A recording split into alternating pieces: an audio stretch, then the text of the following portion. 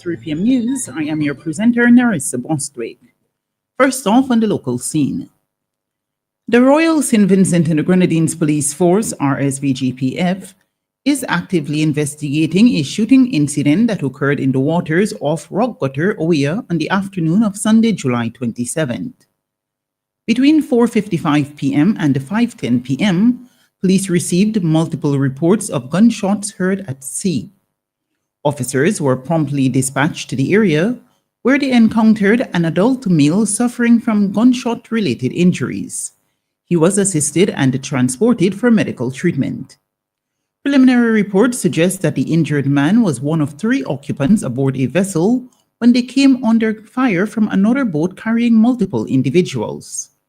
Police have since learned that the 2 other occupants, identified as Whitfield Biggis Williams of Oia, believed to be the vessel's owner, and Dominic Alexander of Chateaubelair, are currently unaccounted for.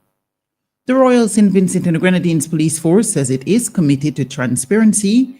Therefore, certain details must be withheld at this stage to protect the integrity of the investigation and ensure the safety of those involved. It is asking for the public's patience and understanding as investigators work diligently to determine the full circumstances surrounding this incident. The RSVGPF is appealing to anyone with information that may assist in this matter to come forward. Further updates will be shared as new information becomes available. The Ministry of Health, Wellness and the Environment, in collaboration with the Sandals Foundation and Eye Care Great Shape Inc., has announced a series of free eye care clinics that will take place from Monday, August 4th to Friday, August 8th, 2025. These clinics will offer comprehensive eye health services to citizens of all ages, completely free of cost and with no registration required. The clinic's schedule and the venues will be as follows. Monday, August 4th to Thursday, August 7, 2025. Venue, St. Joseph's Convent Secondary School, Kingstown. Time, 9 a.m. to 3 p.m. daily. Friday, August 8th. Venue, Sandals St. Vincent Ballroom, Bookament. Time, 9 a.m. to 3 p.m. Services to be offered include comprehensive eye testing for vision, diseases, and injuries, eye medications and referrals as needed, free prescription glasses, reading glasses, and sunglasses, laser procedures for diabetic retinopathy, health screenings for diabetes and hypertension. No registration is required. Services are offered on a first-come, first-served basis. Priority access will be given to the differently abled, the elderly, pregnant women, and children under 5 years of age to ensure they receive prompt care. This initiative underscores the Ministry of Health, Wellness, and the Environment's commitment to ensuring equitable access to essential eye care services and improving the overall health and well-being of the Vincentian public.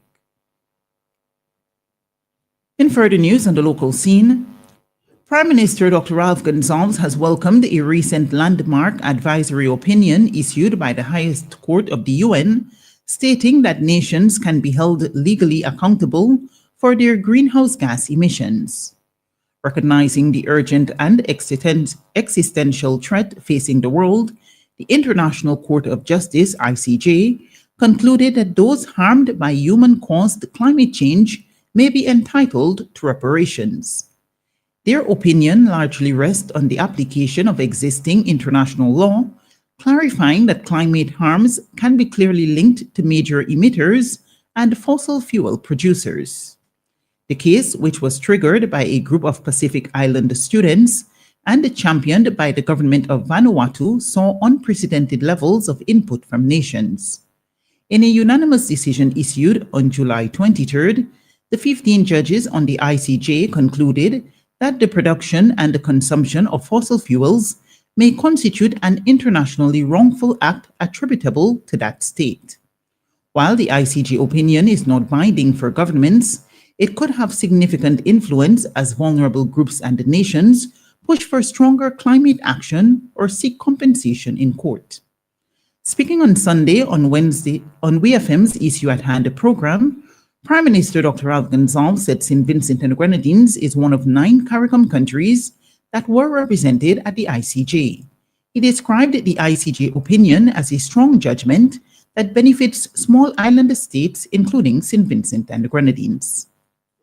It's also very interesting that it says that any state can sue another one once they can show the link, that you have an obligation and damage has been suffered. In relation to states like ours, a very interesting part of the judgment is that if because of rising sea levels or sea erosion, there's no obligation on such a state like St. Vincent and Grenadines to go and redraw our map, our chart, to say where our landmass begins and where it ends. It begins where it was before the erosion or the high seas occurred.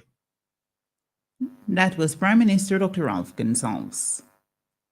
On to regional news. Police in Turks and Caicos Islands say Haitian gangs are behind the first known mass shooting in this British overseas territory, resulting in a mass casualty on Sunday. Police say 3 people were killed and 10 others injured during the incident that occurred at the island Hookah Lounge on Leeward Highway, Providenciales. The identities of the deceased are being withheld pending formal notification of next of kin. The authorities are offering a reward of US $10,000 for information resulting in the arrest of those responsible for the shooting, and the Royal Turks and Caicos Islands Police Force is also urging anyone with information to come forward through official channels or anonymously via Crime Stoppers. In a statement, the police said that Police Commissioner Fitz Bailey is asking the public and the media to respect the privacy of the victims and the responders and to refrain from speculation as we work to manage this incident. But speaking at a news conference, Bailey, flanked by Premier Charles Washington Missick, says they believe that Haitian gang-related violence is behind the Turks and Caicos Islands' first known mass shooting. Cricket West Indies CWI has wholeheartedly welcomed the recent proposal put forward by the Bureau of the Caribbean Community CARICOM and the Prime Ministerial Subcommittee on Cricket.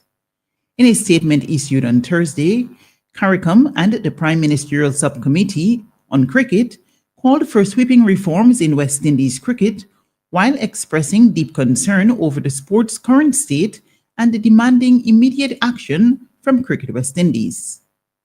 They voiced alarm over the sport's decline, particularly in Test cricket, citing failures in youth development, governance, and long-term planning.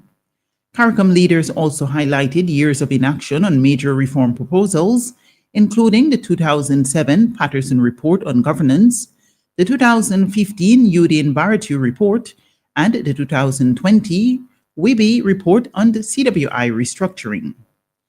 In a statement issued by Cricket West Indies on Saturday, it said its president, board of directors, chief executive officer, and secretariat of Cricket West Indies welcomed the proposal. And finally, in the news at this hour, a 42-year-old man is facing charges of terrorism and assault with intent to murder after 11 shoppers were stabbed at a Walmart supermarket in the U.S. state of Michigan. The assailant used a folding knife to stab 5 men and 6 women, including a Walmart employee, on Saturday afternoon in Traverse City.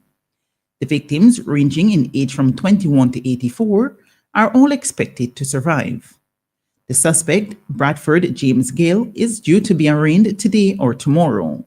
Investigators said the stabbings were random and they are yet to reveal a motive, but they said a terrorism charge was justified because such a mass attack was believed to be intended to bring fear and destruction to the community as a whole. This has been WFM's 3 p.m. News. I have been your presenter, Narissa Bostwick. Our next newscast will be presented at 5:30 p.m. Be sure to join us then.